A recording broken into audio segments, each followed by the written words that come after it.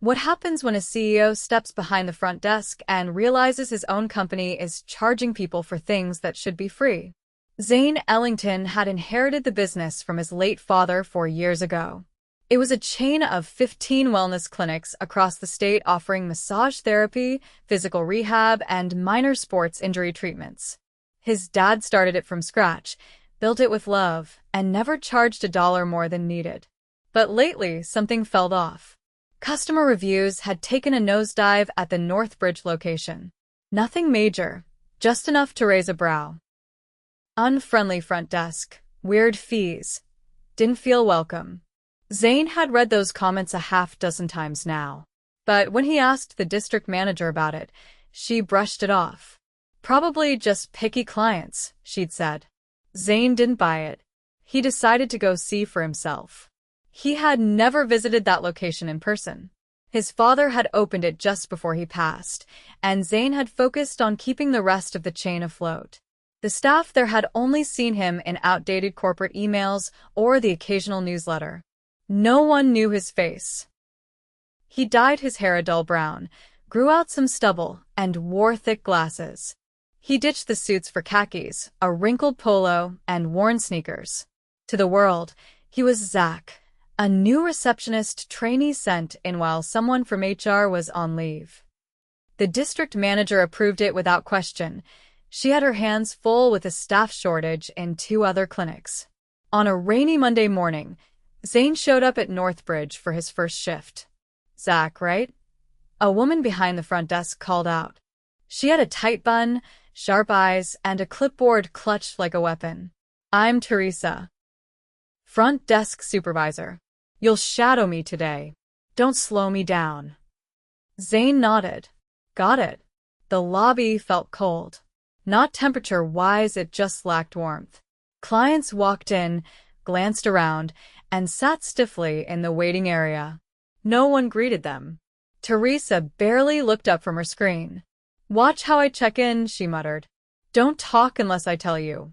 Zane watched as a middle-aged woman approached the desk. "Hi, I'm here for my post-op massage. My doctor said it's covered through my plan," the woman said kindly. Teresa didn't look up. "You'll need to pay a $20 intake fee." Oh, I wasn't told about that. "Last time I didn't pay anything." "New policy," Teresa snapped. "No payment, no appointment." The woman hesitated. She looked embarrassed, pulled out her wallet, and handed over a bill. "Zahn ist gut twisted." He leaned closer to Teresa once the woman walked away. "We charge for intake now." Teresa shot him a glare. "It's a soft fee. Most don't mind. It covers admin costs." She made air quotes.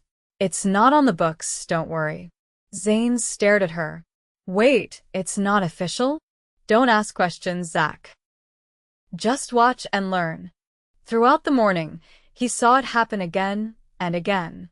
Clients were being charged for things that should have been free first-time consults, plan reviews, even basic follow-ups.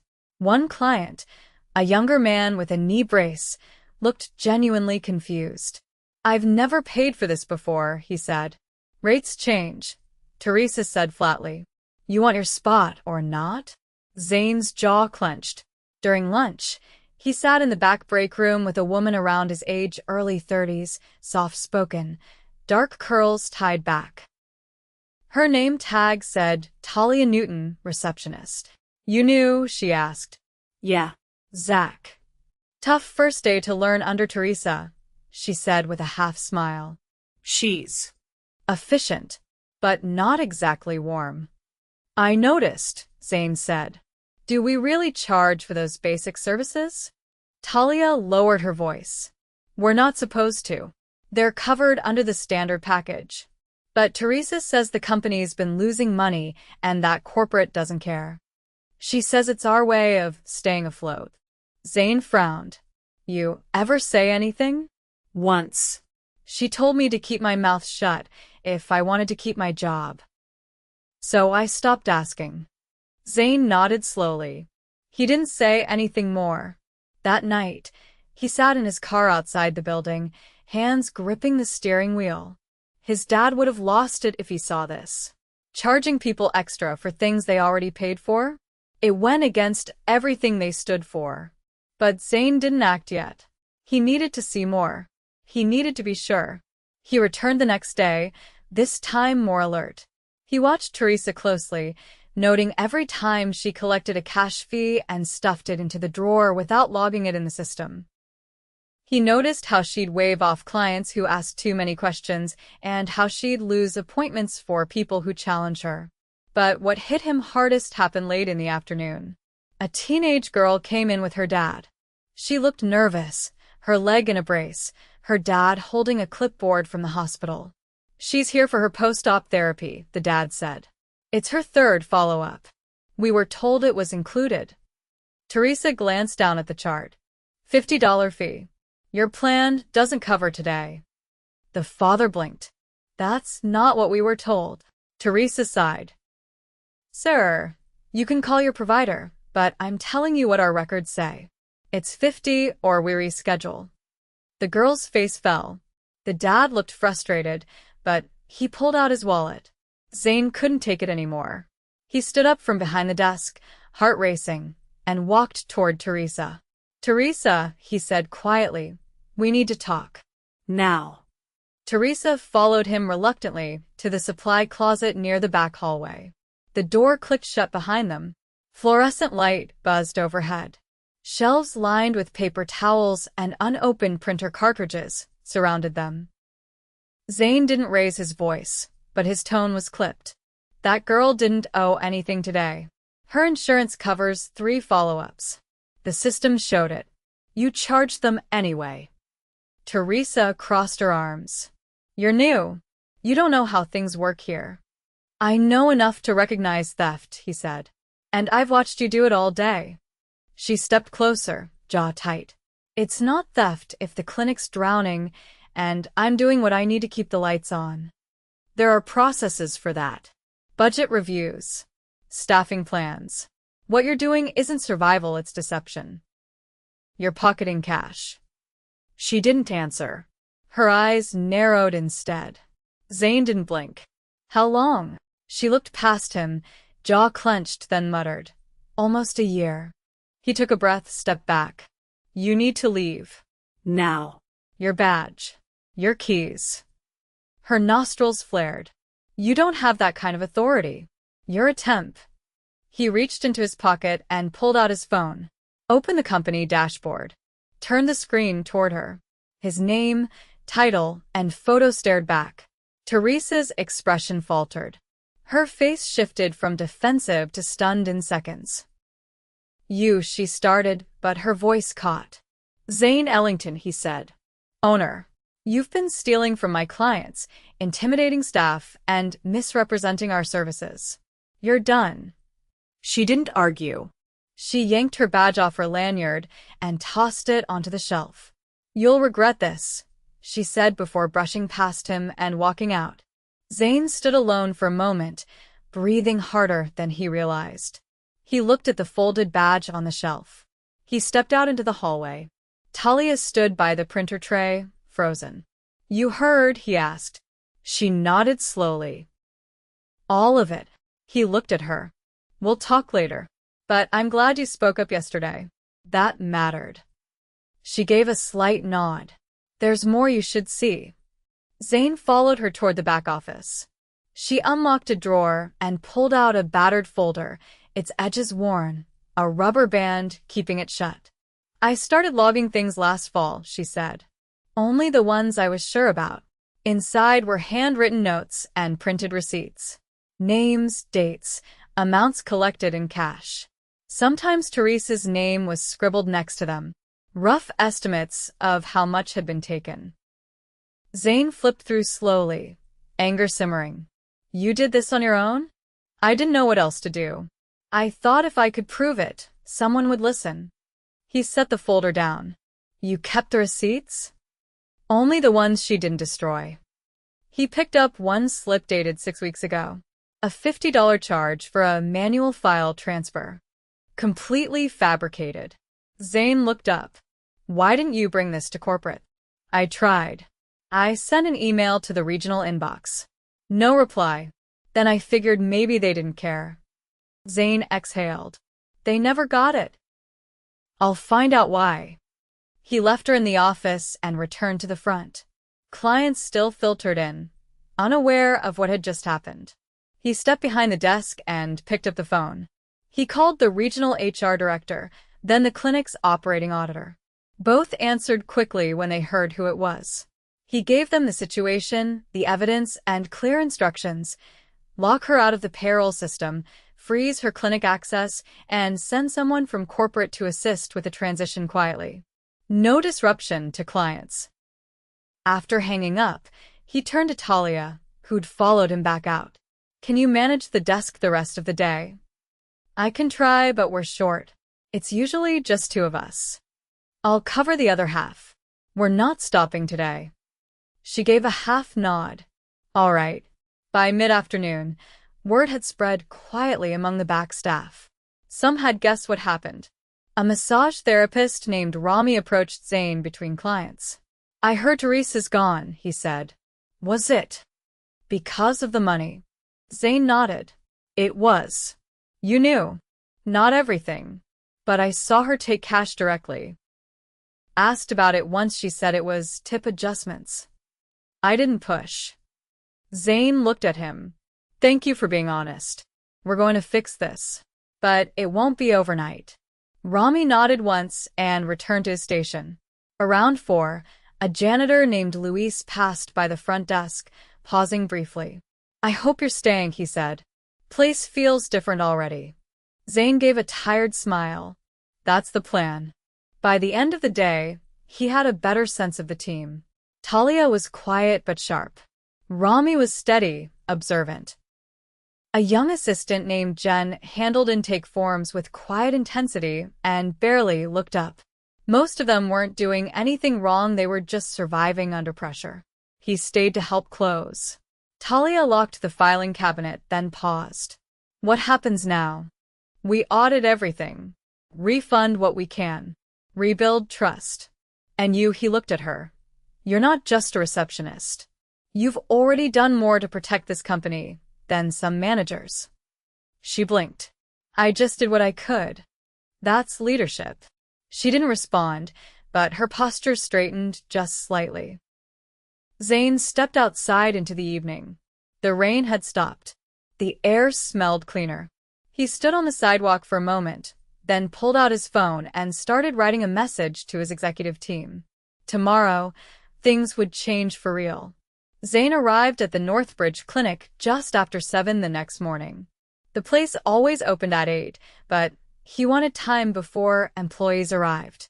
His face was no longer hidden. He wore his usual charcoal jacket, stubble trimmed, glasses gone. The front windows reflected a man who looked tired but clear-eyed. He unlocked the door and stepped into the quiet lobby. The lights were still off. Everything looked the same as it had the day before, same stack of intake forms, same buzzing thermostat, same muted gray chairs. But it felt different now. No Teresa. No hidden fees.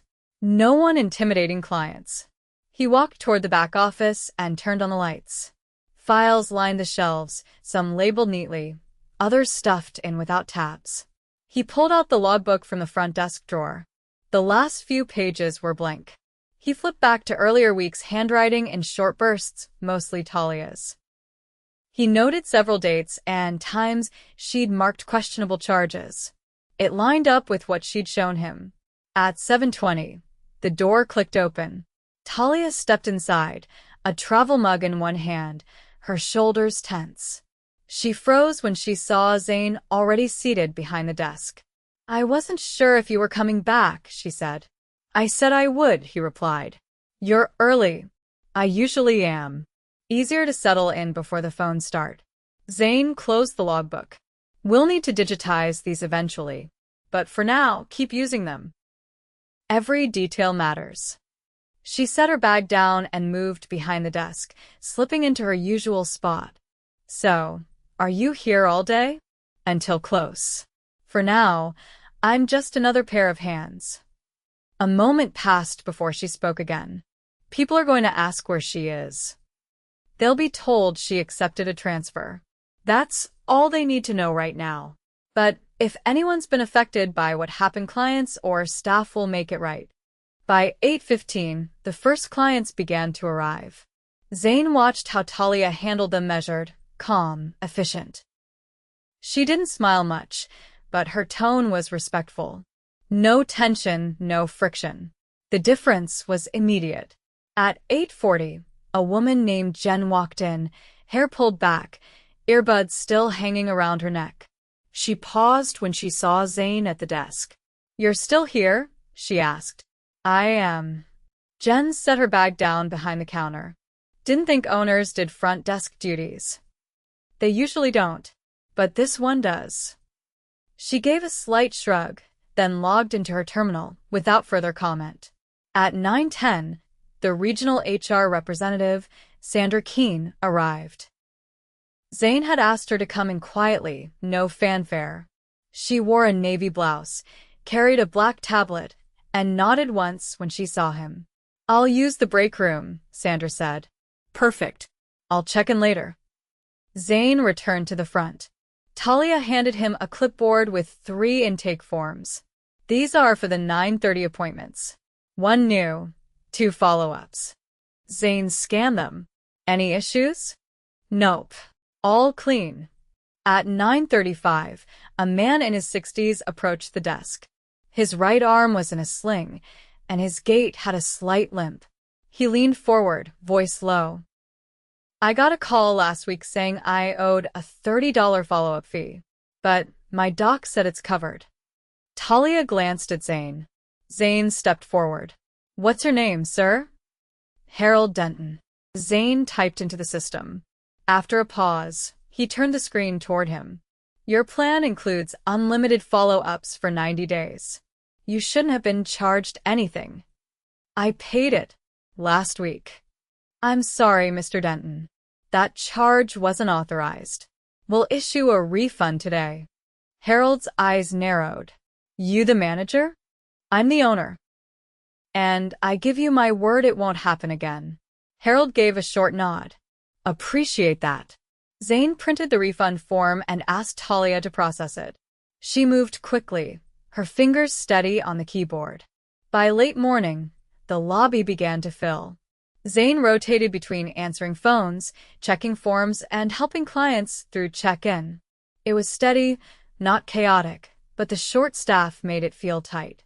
They couldn't afford long breaks, and if one person stepped away, the desk slowed noticeably. At 11:15, the clinic's physical therapist, Carla, walked up front. She wore compression sleeves and a focused expression. "I need to talk to you," she said, eyes on Zane. He nodded. "Here or in back?" "Here's fine." She lowered her voice. "One of my patients canceled last week after being told there was a rescheduling fee." "Was that real?" "No," she exhaled sharply. "I figured." He said the front desk told him he'd lose his slot if he didn't pay. He's a high school wrestler recovering from an ACL tear. His mom was furious. Zane looked at Talia, who pulled a notebook from under the desk. "I wrote it down," she said. "Thursday, 10 a.m. Name was Dylan Rouse." Zane nodded. "I'll call them myself." Carla folded her arms. "If people think we're scamming them, they won't come back. Doesn't matter how good our care is." "You're right. We're reversing every one of those fees and fixing the process." She gave a sharp nod. "Good." After she walked off, Zane turned to Talia. "Let's flag every canceled appointment from the last 3 months. Anything with a cash note or no-show fee. We're going to review each one." "That's a lot of files," she said. "I'll help." At noon, they rotated lunch breaks. Jen went first, then Talia. Zane stayed behind the desk, the only one up front. The phone rang constantly. Clients came in with quick questions. One man asked about starting treatment for a shoulder dislocation. Another dropped off paperwork for his wife. In between, Zane managed to log 3 reimbursement entries and flag 6 suspicious charges. When Talia returned, she looked at him. You didn't eat. I will. You should now. I've got this. Zane nodded and stepped into the break room. Sandra looked up from her tablet. Nearly 24 flagged entries, she said. Mostly cash. All logged under miscellaneous service or admin hold. None of them should exist. Can we trace where the cash went? Some of it, maybe, but not all. She didn't deposit it in the clinic drawer, and there's no record of it being transferred. Zane sat across from her. We'll do what we can, but our priority is the clients. Sandra tapped her screen. You've got a good team. They just didn't know who to turn to. They do now. She closed the tablet. I'll coordinate with finance. We'll get statements drafted for every affected client. Zane nodded. Let's send them next week. No dirás. At 2:15, a young woman walked in, holding her phone up. She looked flustered. Hi, I got a call saying my next visit was canceled unless I paid something over the phone. Zane stepped forward. Who called you? I don't know. She said she was from the front desk. Did she say her name? No. But she said the system flagged me and that I needed to pay a compliance fee or lose my spot. Zane shook his head. That's not real. We've never had a compliance fee. She looked relieved. I thought it sounded weird. Do you remember the number she called from? She read it aloud. Zane jotted it down. That number's not from this clinic, Talia said quietly. Zane looked at her. Can you check the outbound call log? She nodded and pulled up the system. After a moment, she turned the screen. No call made your number today. Or yesterday. Zane stood still. The call had come from outside the clinic, which meant someone still had access to the client database. He returned to the break room and told Sandra. She frowned. If Teresa copied client data before she left, she could be running a side scam. I'll contact legal. Zane returned to the front. The woman was still standing there, arms crossed. Thank you for reporting that, he said. We're investigating it now. You won't be charged. And your appointment is confirmed. She nodded once. Glad I came in. Zane looked at the clock. 3:30. Still 2 hours left. He turned to Talia. We need to lock the system. No more external downloads, no remote access. I'll call IT.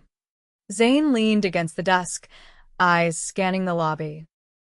It was fuller than usual. Most clients looked relaxed, a few chatting quietly. No tensión. No confusión. Whatever storm had been brewing here, it was clearing. But he knew better than to assume it was over. The real work was just beginning. By the following morning, Zane had a plan in motion. The night before, after leaving the clinic, he'd stayed up with the IT director and legal counsel to secure the patient database, flag suspicious access points, and draft a formal statement to be sent to affected clients. Every action was documented. Every decision had a timestamp. There was no room for assumption anymore. He arrived at Northbridge at 7:30. Talia was already there sorting intake packets. She didn't pause when he walked in. Did you sleep? She asked, eyes still on the stapler in her hand. Enough to hold a conversation, Zane said, setting his coffee down next to the monitor. Couple hours. She handed him a stack of forms. These are today's new patients. I pulled their insurance info ahead of time, triple-checked it. Zane scanned the top sheet. Good. We're also adding a client signature line to confirm they weren't asked for off-record payments. If someone's still trying to exploit the system, we'll catch them. Talia nodded once, but didn't speak. She looked tired. Not defeated, just used to pushing through it. By 9 o'clock, Sandra arrived again, this time with a compliance specialist named Marcus, soft-spoken, mid-40s, dressed in a dark olive button-up. He'd been with the company almost a decade, mostly in risk auditing. Zane introduced him to the front desk team and directed him to the back office, where he'd work through flagged files. Talia watched him go, then leaned slightly toward Zane. You trust him? He's not here to punish anyone. He's here to clean up what we missed. By 10, the day was fully underway. Clients shuffled in steadily, and the new signature policy rolled out without resistance. Most were relieved to know the clinic was taking action. But not everyone welcomed the change. At 11:20, a massage therapist named Kendra approached the front desk between sessions. She was in her late 20s, wore oversized headphones around her neck, and walked with a kind of practiced detachment. Zane had seen her name on scheduling forms, but hadn't interacted with her directly. She leaned on the counter, eyes flicking toward Talia before settling on Zane. "You're the one making all these policy changes?" Zane nodded. "Yes." Kendra crossed her arms. "So, now we need sign-off forms for everything? Even when it slows us down. It adds 10 seconds per client. It protects them, and it protects you." She gave a short laugh, cold and flat. "I've been here almost 2 years. Never needed any of that. Zane set the clipboard down. "You ever collect cash directly from a client?" Her expression didn't change. "No. Ever hear of someone else doing it?" Silence. Zane waited. Finally, she shrugged. "People talk. But it's not my job to police others." "It is now," he said. "If you see something off, you report it. Not to protect the company. To protect the people who walk through that door." Kendra's eyes narrowed. "So, now we're supposed to be snitches?" Zane didn't flinch. "You're supposed to be professionals." She stared at him for a moment longer, then turned and walked off. Talia didn't look up from her screen. "She's been like that since I started." "Has she ever taken anything herself?" No. "But she keeps her head down when others do." Zane's jaw tightened. That's not going to work anymore. At noon, Jen returned from the back, her bag slung over one shoulder. She looked at Zane briefly. "You still need coverage for afternoons?" For now, yes. She sighed. "All right." He watched her log in, her expression unreadable. She never asked about Teresa. Never commented on the changes. But she hadn't missed a shift since the reveal. Zane turned to Talia. "You ever consider running a team?" She raised an eyebrow. "Here. Anywhere." She didn't answer right away. "I used to manage a small clinic. Before I moved." "What happened?" "Ownership changed. They wanted someone more upbeat. Hired a guy who smiled a lot and forgot to file insurance claims." Zane nodded slowly. "You'd be good at it here." "Is that an offer?" "It's a conversation." She didn't respond, but she didn't shut it down either. By 2:30, Marcus emerged from the back with a thick folder. "Found something," he said quietly. Zane stepped into the hallway with him. "What is it?" Marcus opened the folder. Inside were printed emails flagged from the internal server. One caught Zane's attention immediately. It was from Teresa, sent 6 months ago to the regional office. The subject line read, "Revenue Offset Recommendations." Zane scanned the message. Teresa had proposed a series of discretionary front desk charges, describing them as optional efficiency fees. She claimed they were small, voluntary payments that improved scheduling flow. Zane looked up. "Did anyone approve this?" Marcus shook his head. No record of response. But someone at the regional desk marked it as reviewed. Who? Menaher initials R. Zane's stomach turned. "Rachel Pierce." Marcus nodded. She marked it, didn't respond, and never flagged it up the chain. Zane stepped back into the break room and dialed Rachel directly. She picked up after 2 rings. "Hey, Zane. Everything all right at Northbridge? You reviewed Teresa's fee proposal 6 months ago." Silence. "You didn't approve it, but you didn't report it either." Rachel hesitated. "It looked like a trial idea. Nothing formal. I assumed it wouldn't go anywhere." "That assumption cost us thousands and put our reputation at risk. I didn't realize she'd implement it." You didn't ask. "That's the problem." There was another pause. I understand, she said finally. You're stepping down. Effective immediately. I'll arrange your transition. Zane, I need people who don't miss this stuff. He ended the call. Back at the front desk, Talia handed a clipboard to a client who looked to be in his 20s. Zane waited until the man walked off before speaking. Regional's out. Replacing her. Talia didn't react much, just nodded once. That explains a lot. At 4 o'clock, the last of the flagged clients had been contacted. Those who had been overcharged were issued either refunds or credit toward future visits, whatever they preferred. Most were surprised. Some were grateful. A few were angry it had taken this long. Zane accepted all of it. By closing time, the team had logged every transaction from the last 3 days, verified every payment, and cross-checked the new intake forms. As the last client left, Zane pulled the door shut and locked it. In the quiet that followed, Talia leaned against the counter. You really going to be here again tomorrow? Not in this building. But I'll be watching everything from now on. She nodded slowly. You meant it about the leadership thing? I don't say things I don't mean. She looked at the forms in her hand. Then yeah, I'd have that conversation. Zane smiled faintly. We'll start next week. I'll bring someone from operations to help you build a plan. Jen grabbed her bag from under the desk and paused near the door. This place feels different, she said. In a good way. Zane looked at her. That's the goal. She nodded once and left quietly. Zane turned off the lobby lights. The hum of the thermostat was the only sound left. He looked around at the quiet space. Nothing flashy. Nothing dramatic. Just honest work. Hard-earned trust. And finally, a company that remembered who it was built to serve.